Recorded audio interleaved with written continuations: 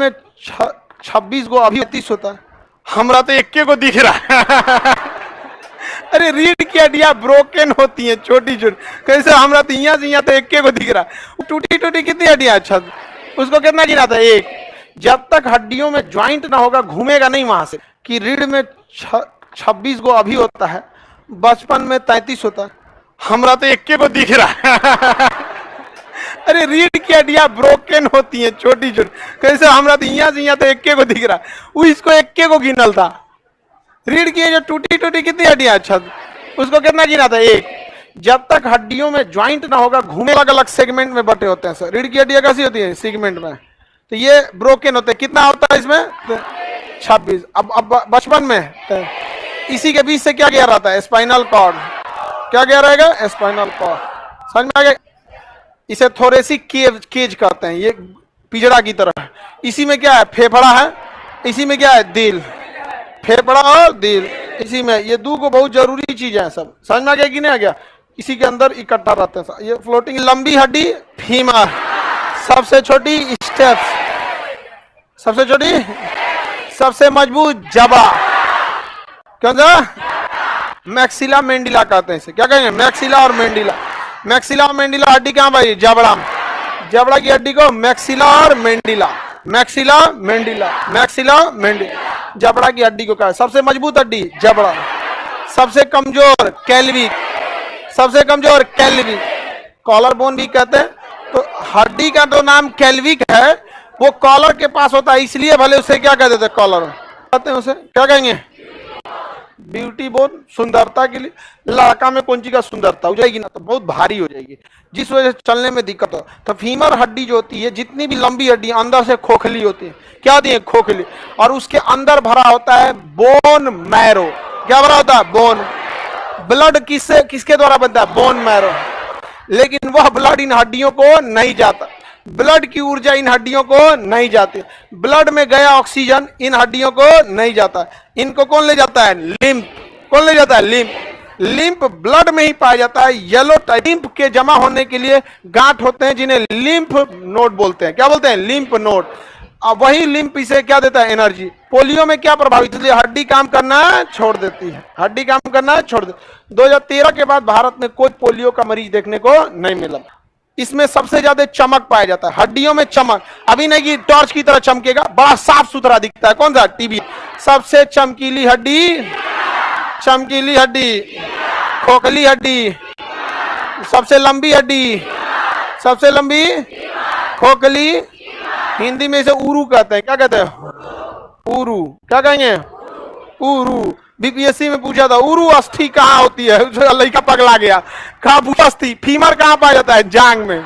कहाँ पाया जाएगा, जांग। एक उलाट के पूछिएगा उरू अस्थि, तो कोई पगला। समझ में आ रहा है कि नहीं। पक्षियों की सारी हड्डियां खोखली होती हैं, ताकि हल्का हो सके और उड़ सके, हल्का हो सके और उड़ सके। हड्डियां जहां ज्वाइंट करती हैं, वहां पे पूरी तरह से ज्वाइंट नहीं होता, हल्का सा गैप होता है। इनके बीच में साइनोवियल नामक क्या भरा होता है, लिक्विड। क्या भरा होता है, साइनोवियल। पूरा जाम कर देंगे तो मुड़ेगा कैसे, रगड़ा के खत्म हो जाएगा एक के दूसरे में। दरवाजा बंद होता है तो साइनोवियल लिक्विड। कौन सा लिक्विड, कौन liquid, synovial liquid. Synovial liquid. आप हम लोग के एज के जब आइएगा ना, तो ये साइनोवियल लिक्विड अब खत्म होने लगता है, तो उसी को कहेंगे गठिया बीमारी। अब हम लोग को झुकने से पहले सोचना पड़ता है, अरे सोचा तो नहीं, झुकने कम हो जाता। और इसके बीच में बोरिक एसिड भर जाता है, यूरिक एसिड, बोरिक एसिड नहीं जी, यूरिक एसिड। कौन सी यूरिक, बोरिक एसिड यूरेनियम को विस्फोट को रोकने के लिए। कौन सा एसिड, यूरिक एसिड भर जाता है। तो आप में जो भी आपके घर में जो बूढ़े लोग होंगे उनसे पूछिएगा गठिया क्या चीज होता है, बताएंगे उनमें क्या चीज भर जाता है, यूरिक एसिड भर जाता है। समझ में आ गया कि नहीं आ गया। सबसे चमकीली हड्डी, सबसे मजबूत, हाँ जबड़ा। सबसे कमजोर, सबसे छोटी, सबसे लंबी खोखली हड्डी, चमकीली हड्डी। हड्डियों में मैक्सिमम घनत्व कब आता है, हाँ 30 साल के बाद। कितने साल के बाद, आगे बढ़े हैं। तो रीढ़ की हड्डी का ऊपरी भाग क्या कहलाता है, गर्दन। गर्दन कोई अलग नहीं है, रीढ़ की हड्डी का क्या है, ऊपरी भाग है। तोड़ दीजिएगा किसी के गर्दन तो चल जाएंगे, खत्म, वो टूट रही है। रीढ़ की हड्डी के ऊपरी भाग को हम सर्वाइकल कहते हैं। क्या कहते हैं, सर्व। अब जैसे आप बायोलॉजी पूरा आपको नीट उट के लिए तैयारी करिएगा ना, मेडिकल के लिए, हड्डी पटेला पाया जाता है, आप लोग बताइए पटेला कहाँ पाया जाएगा? ठेवना में, वही घुटना ठेवना जो भी बोलिए वहां पर।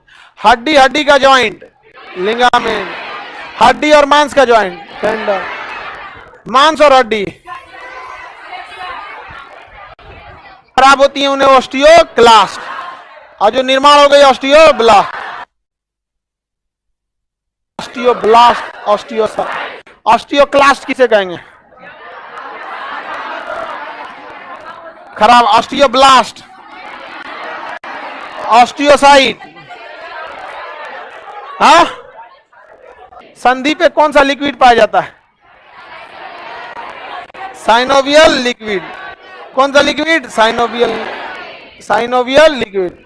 ज्वाइंट 3 टाइप के होते हैं सब, 3 टाइप, जैसे हर चीज 3 टाइप का मिलेगा। इमूवेबल, तनिको घूमेगा नहीं, अचल संधि, अचल संधि नहीं चलेगा, अचल, जैसे अच्छा खोपड़ी की, खोपड़ी की हड्डियां अचल संधि, ब्रेन क्रेनियम, इस सब में कौन सा होता है? अचल संधि। इन्हें हम सूचर संधि भी कहते हैं। क्या कहते हैं? सूचर। कौन सी संधि? सूचर संधि, सचर संधि। तो ऐसी हड्डी जो नहीं घूम सकती उसे क्या कहते हैं? अचल संधि। क्या कहेंगे? अचल। एक होता है स्लाइटली मूवेबल संधि, पूरी तरह से नहीं घूमेगा लेकिन घूमेगा। अपूर्ण, थोड़ा मोड़ा घूमेगा। अपूर्ण है, पूरा नहीं घूमेगा लेकिन थोड़ा मोड़ा घूमेगा।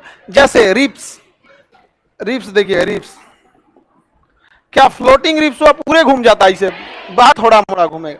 जैसे रिप्स, रिप्स देखिए, रिप्स क्या फ्लोटिंग रिप्स हुआ? पूरे घूम जाता है, इसे बाहर निकल जाएगा, परी बन के उड़ने लगेगा। इसे फ्लोटिंग। छाती की हड्डियां हल्का सा फूलती हैं और क्या होती है? पचकती हैं। जब हम ज्यादा सांस लेंगे, बैक बोन, बैक बोन, रीढ़ की हड्डी थोड़ा बहुत घूम सकती है। आप देखिए, हम इधर घूम गए, हल्का सा घूमी, हल्का। संधि जो है इसको हम कई टाइप में बांटते हैं। पूर्ण संधि का मतलब ये नहीं कि 360 घूमने लगेगा। पूर्ण क्या कहने का मतलब हमारी जितनी जगह, और एक बॉल की तरह गोल होता है, ये इसमें आके फिट हो जाता है। क्या सट जाएगा? बीच में क्या भरा रहेगा? लिक्विड। कौन सी लिक्विड? साइनोवियल। कौन लिक्विड? Synovial liquid. तो ऐसी हड्डियों को हम क्या कहेंगे? Ball and socket. देखिए ध्यान से, यहां पर बॉल एंड सॉकेट, यहां पे आपको एक हड्डी दिख रही है सॉकेट की तरह, और उसमें जाके ये क्या हो जाएगा? फिट हो जाएगा। ये क्या होगा? देखिए, ये बॉल की तरह वाला भी ऐसे ही जुड़ा होता है, बॉल एंड सॉकेट। तो हाथ पैर की हड्डियां बॉल एंड सॉकेट, यानी जो पैर पेल्विक से जुड़ा है बॉल एंड सॉकेट, हाथ स्कैपुला से जुड़ा है ball and socket, ball and socket. यहां दिख गया सॉकेट है, सॉकेट नहीं दिखते, स्विच सॉकेट होता है। बॉल एंड सॉकेट का ही छोटा रूप होता है साइडर। देखिए अंगूठा, देखिए अंगूठा जितना घूम जाएगा उतना कोनो उंगली नहीं घूमेगी सर। अंगूठा क्या हो जाता है? घूम जाएगा चारों ओर। जैसे पैर घूम जाता है ना इसे चारों ओर, हाथ घूम जाता है इसे चारों ओर, ये कंधा, हाँ, वैसे अंगूठा चारों ओर घूम जाता। तो बॉल एंड सॉकेट का छोटा रूप, बॉल एंड सॉकेट का छोटा रूप याद रख, कौन हो गया? कंधा, हाथ और कंधा, बॉल एंड सॉकेट। वही स्कैपुला, कंधा मतलब स्कैपुला। स्कैपुला तो पढ़ा दिए आप लोग को, अब बार बार स्कैपुला बोलेंगे तो टेक्निकलिटीज में आदमी चला जाएगा। आइए, इसी का क्या है? छोटा रूप अंगूठा। क्या होता है? अंगूठा। क्या हो गया? अंगूठा। ये आप जिधर भी घुमाना चाहेंगे आराम से घूमता है, समझिए। देखिए इन दोनों का, इसको कंदुक खलिका कहते हैं। क्या कहेंगे? कंदुक खलिका। कंदुक माने गोला, खलिका माने खाली जगह, कंदुक खलिका। बॉल एंड सॉकेट याद रखे। अब कौन याद है? हिंज। कौन सा? हिंज। हिंज को कहेंगे कब्जा संधि। कौन सा? कब्जा। हिंज को क्या कहेंगे? कब्जा। दरवाजे का कब्जा एक ही ओर खुलता है, आप देखेंगे दरवाजे का कब्जा किधर खुलता है? एक ओर, इसलिए इसे क्या कहते हैं? कब्जा संधि। दरवाजे का कब्जा कितनी ओर खुलता है? एक ओर, इसलिए इसे क्या कहेंगे? कब्जा संधि। हिंज क्यों नहीं? देखिए एक ही ओर खुलेगा, इधर आएगा, इधर तो आ गया, करिए तो नहीं आएगा। क्यों नहीं? क्या हो गया? क्यों नहीं? एक ही घुटना देखिए, पीछे की ओर जाएगा, आगे जाएगा नहीं जा कि जिसे अंग्रेजी में इंटरेस्ट है वही अंग्रेजी पढ़े। जिसे क्यों नहीं हो ठेवना, इसको घुटना बोला जाता है। इसको हम लोग कहते हैं सूचर संधि। क्या कहेंगे? सूचर संधि। इसको कहेंगे रेशेदार संधि। रेशेदार संधि। ये ससुरा तन को नहीं हिलता है। कहाँ पाया जाता है? खोपड़िया में। कहाँ पाया जाता है? खोपड़ी में। कहाँ पे? खोपड़ी में। दांत का जबड़ा, दांत और जबड़ा, दांत हड्डी नहीं है बट दांत को पकड़ता था, जबड़ा यहाँ पर है तो जबड़ा लिख देते हैं, जबड़ा। तो दांत समझिएगा, जबड़ा। पाइवोट संधि को कहते हैं खूंटी संधि। कौन सी संधि? खूंटी संधि। कौन सी संधि? खूंटी संधि। पाइवोट या खूंटी क्या होता है? ध्यान से देखिएगा। ये गर्द, जैसे आप किसी दीवार में किसी कांटी या खूंटी को ठोक दीजिए और हल्का सा उसको हिला दीजिए, मतलब पूरी तरह से अगर फिट नहीं हुआ है तो हिले पीछे, यानी कमोबेश हर डायरेक्शन में जाएगा लेकिन पूरी तरह से नहीं जाएगा, हिल डुल ऐसे ऐसे करते रहेगा खूंटी की तरह। उसी तरह गर्दन, इधर भी घूम गया, इधर भी घूम गया, पीछे गर्दन में पाइवोट संधि। समझ में आ रहा है कि नहीं आ रहा है? ये हर डायरेक्शन में जाएगा लेकिन थोड़ा मोड़ा, खूंटी संधि। बताइए केहूनी में, केहूनी में हिंज, घुटना में, अंगूठा में, कंधा में, बॉल एंड सॉरी। किसी को कोई दिक्कत नहीं है? ग्लाइडिंग, ये बस एक दूसरे पे फिसलता है। क्या करता है? फिसलता है। क्या करता है? फिसलता है। आगे पीछे नहीं जाएगा, फिसलेगा एक दूसरे। देखिए कार्पल, मेटाकार्पल, देखिए ये जो है ना कलाई की हड्डी, फिसलेगा। ये मेटाकार्पल का देखिएगा ना, एक दूसरे के ऊपर ही क्या करेगा? फिसलते रहेगा। तो एक दूसरे पे क्या करता है? फिसलता रहता। तो बताइए कार्पल, मेटाकार्पल, ग्लाइड, ग्लाइड करेगा, फिसलेगा। यहाँ पर समझ में आ गया कि नहीं? कार्पल, मेटाकार्पल क्या करेगा? ग्लाइडिंग करेगा। क्या करेगा? ग्लाइडिंग करेगा। किसी को कोई दिक्कत है तो बताइए, संधि याद रहेगा ना? अंगूठा में सैडल, अंगूठा में, कलाई में, कलाई में ग्लाइडिंग, कलाई में केहूनी, हिंज, केहूनी, कंधा, बॉल एंड शॉट, कंधा, बॉल एंड शॉट, गर्दन, गर्दन पाइवोट, गर्दन पाइवोट। सर्वाइकल बोलते हैं, 7 हड्डियां पाई जाती हैं। क्या पाई जाती है? 7। गर्दन में कितनी हड्डियां? गर्दन अलग से थोड़ी है, वो तो रीढ़ की हड्डी का हिस्सा। हड्डी के हिसाब से गर्दन कोई पार्ट नहीं है बॉडी का, वो रीढ़ का हिस्सा है वहां पे। बताइए एक एक करके शुरू से। अंगूठा, कलाई, कलाई,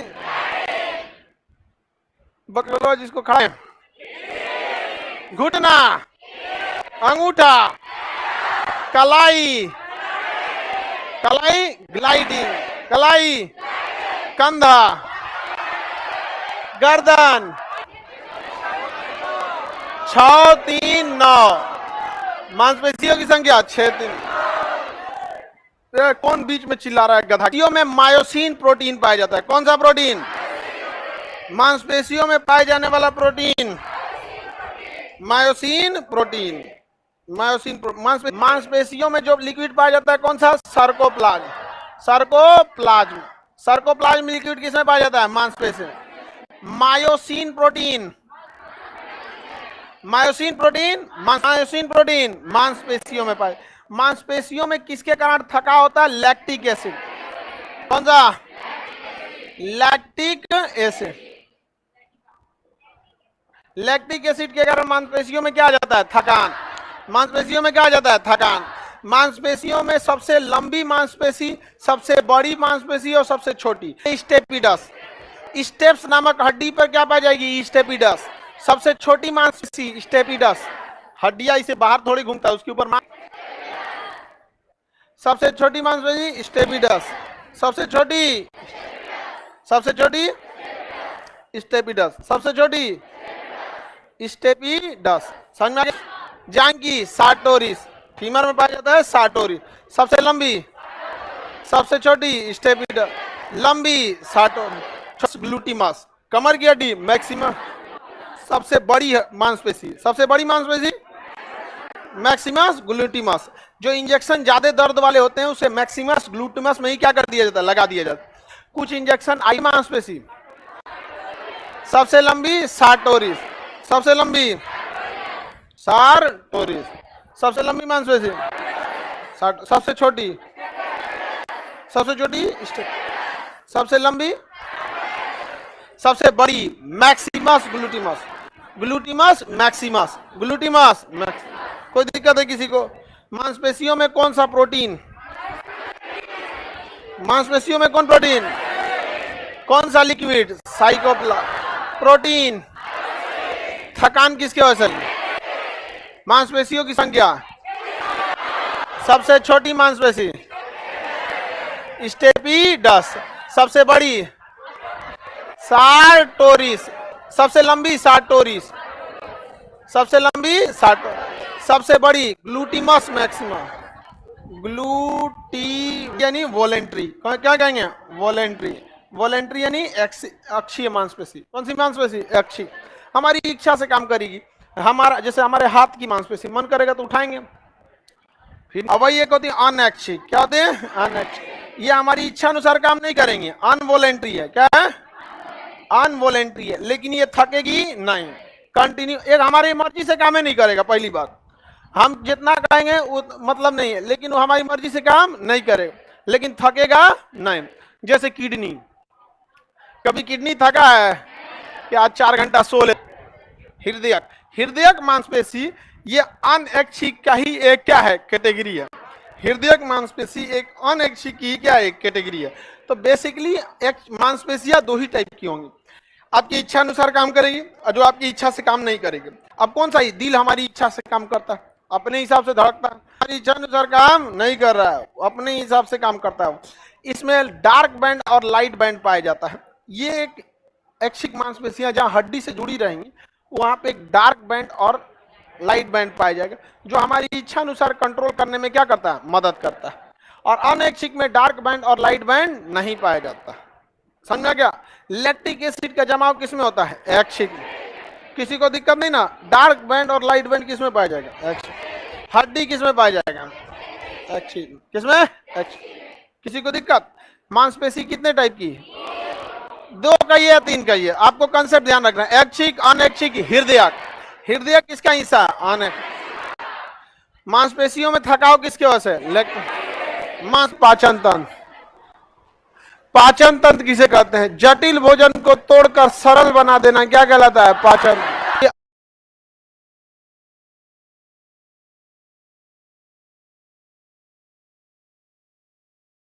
की क्रिया क्या रासायनिक है, फिजियोकेमिकल। क्या है, फिजियोकेमिकल। फिजियोकेमिकल है। फिजियोकेमिकल मतलब पहले कूच कांच भी होगा और उसके बाद रासायनिक भी होगा। तो पाचन की मुंह से, अब मुंह में भी कहां से, दांत से। मुंह में भी कहां से, दांत से। दांत से पाचन की क्रिया चालू हो जाती है। अब कुछ कहेगा हाथ से, दांत क्या हो गया, तीत। क्या हो गया, तीत। दांत, दांतों का अध्ययन ओडोंटोलॉजी। दांतों का अध्ययन ओडोंटोलॉजी कहलाता है। दांतों का अध्ययन ओडोंटोलॉजी। ये तो समझ में आ गया। दिखाई देता है उसे क्राउन कहते हैं, ताज। क्या कहेंगे, क्राउन। या दिखाई पड़ने वाले दांत को क्या कहेंगे, क्राउन। दिखाई पड़ने वाले दांत को क्राउन। और जो मसूड़ा के अंदर हो तो अलग बात, ये क्राउन किसी काम का नहीं रहता है। दांत जो होते हैं कैल्शियम फास्फेट और उसका क्रिस्टलीय रूप कैल्शियम एपेटाइट का बना होता है। 2 चीजें होते हैं, कैल्शियम फास्फेट और उसी का कठोर रूप कैल्शियम एपिटाइट। Calcium appetite. किसी को कोई दिक्कत नहीं ना। तो दांत जो बनावट के हिसाब से अंदर का लेयर होता है और एक बाहर का लेयर होता है। अंदर का लेयर जो होता है, दांतों के अंदर का लेयर, ये कमजोर होता है। दांतों के अंदर का लेयर क्या होता है, कमजोर होता है। जबकि वही दांत के बाहर का लेयर जो पतला सा होता है, ये बहुत ही मजबूत होता है, बहुत हार्ड होता है। तो देखिए, सबसे मजबूत हड्डी कहेंगे तो जबड़ा, लेकिन अगर हड्डी उड्डी हटा दिया और कहा कि शरीर का सबसे कठोर भाग, देखिए मजबूत अलग है, कठोर अलग है, समझ आ गई कि नहीं? तो दांतों का बाहरी भाग, इसे हम इनामेल कहते हैं। क्या कहेंगे? इनामेल। तो दांतों का बाहरी भाग क्या कहलाता है? इनामेल। इनामेल ये सबसे कठोर भाग है। और अंदर का भाग क्या कहलाता है? डेंटाइन। डेंटाइन क्या कहलाएगा? डेंटाइन। क्या कहलाएगा? डेंट। तो ये होता है कैल्शियम फास्फेट का। और कैल्शियम फास्फेट जब बहुत हार्ड होकर क्रिस्टलीय रूप ले लेता है तो कैल्शियम एपेटाइट बन जाता है। तो इनामेल किसका होता है? Calcium apatite.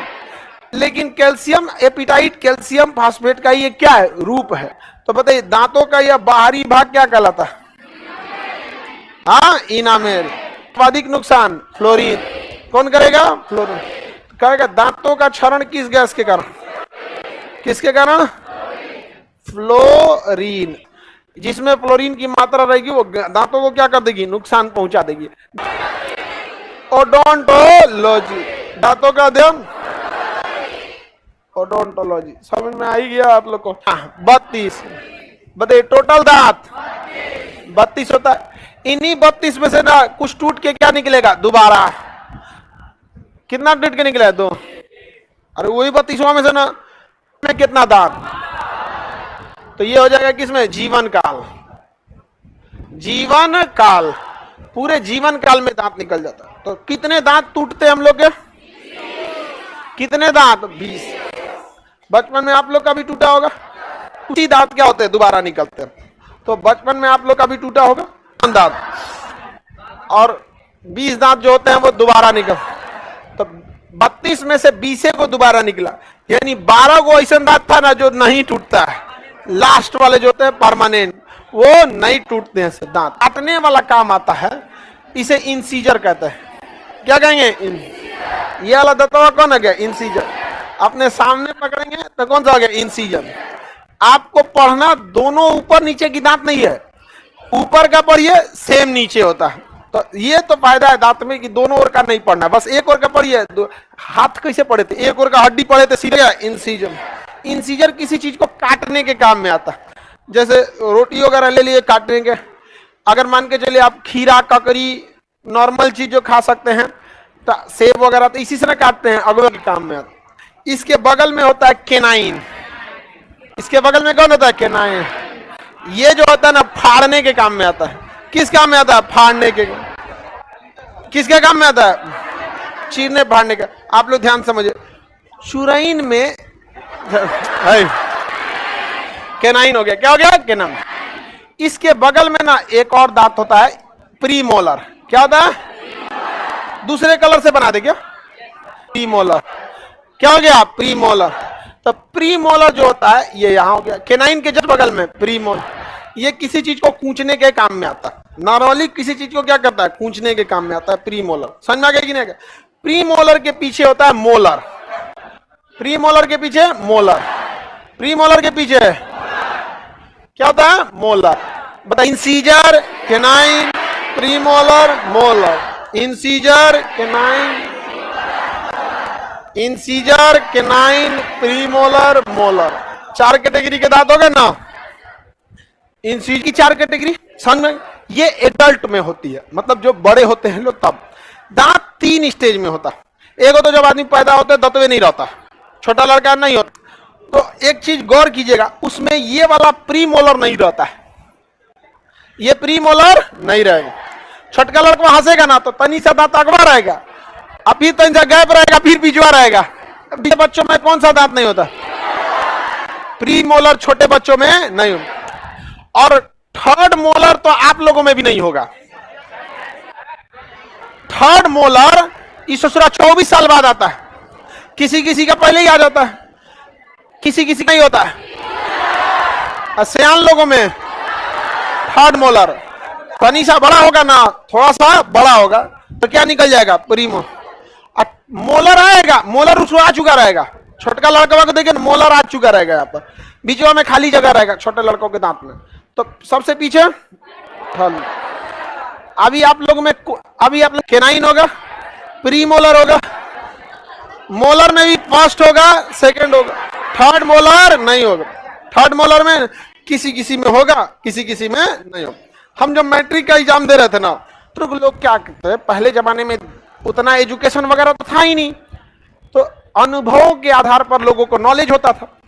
तो ये दांत जो निकलती थी लास्ट वाली थर्ड मोलर, ये अमूमन 24 साल बाद निकलती, 24-25 के एज पे निकलती थी। तो लोग कहने लगे ये अकल दांत है, मतलब 24 साल उम्र हो गया तो ये निकला, तो ये दांतवा निकलेगा तब भी अकल आएगा, में थर्ड मोलर नहीं होगा। और कुछ लोगों में तो कभी नहीं आएगा थर्ड मोलर, होता है ये, और थर्ड मोलर का काम भी नहीं होता है। भाई थर्ड मोलर का काम कौन सी होता है? कुछ कुछ को देखिएगा ना, मिर्चा काटता है तो थर्ड मोलर सही से मिर्चा ले लेगा कौन। अगर कहे कि बच्चों में कौन नहीं पाया जाता है, तो प्री मोलर तथा थर्ड मोलर। तो थर्ड मोलर में तो हमें लोग में नहीं पाया जाता है। यहाँ पे समझ में आ गया कि नहीं आएगा? निकलबो नहीं करता है थर्ड मोलर, ये गलत जवाब है। बच्चों में कौन नहीं पाया जाएगा? प्री मोलर, साथ साथ थर्ड मोलर। तो आप तो जो पहले ऐसा लगता था ना, आप लोग को भी देख के ऐसा लगेगा कि दांत जो होता है सिमेट्रिक होता है। तो ये कौन सा है?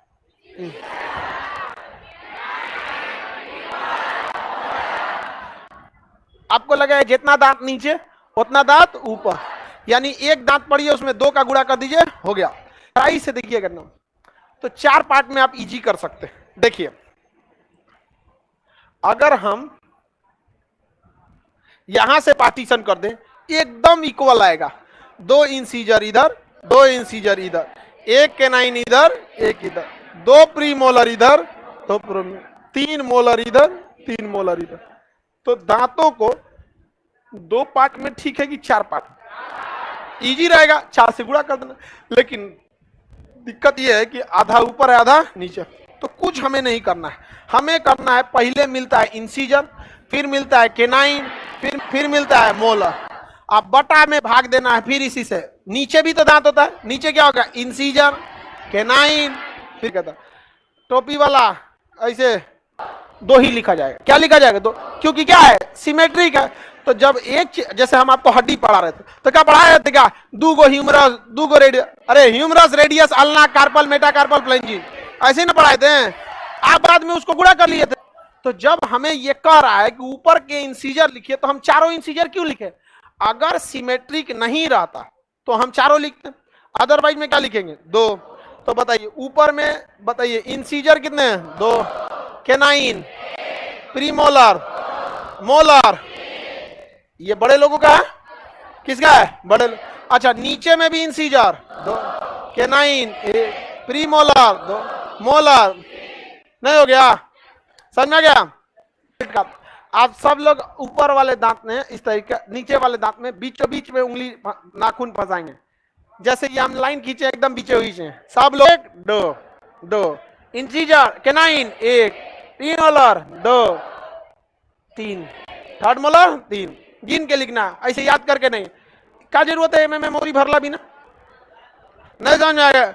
अब कोई पुलिस का नंबर सेव करके रखता है 100 सीधे बच्चा सबके लिए। बताइए इंसीजर,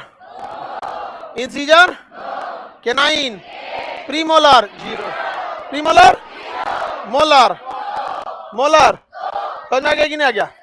और हालांकि अगर 3 निकल गया तो 3 लगाएंगे, हालांकि 3 निकला नहीं रहता। उसी तरह इसमें 2, 1 हो गया कि नहीं हो गया?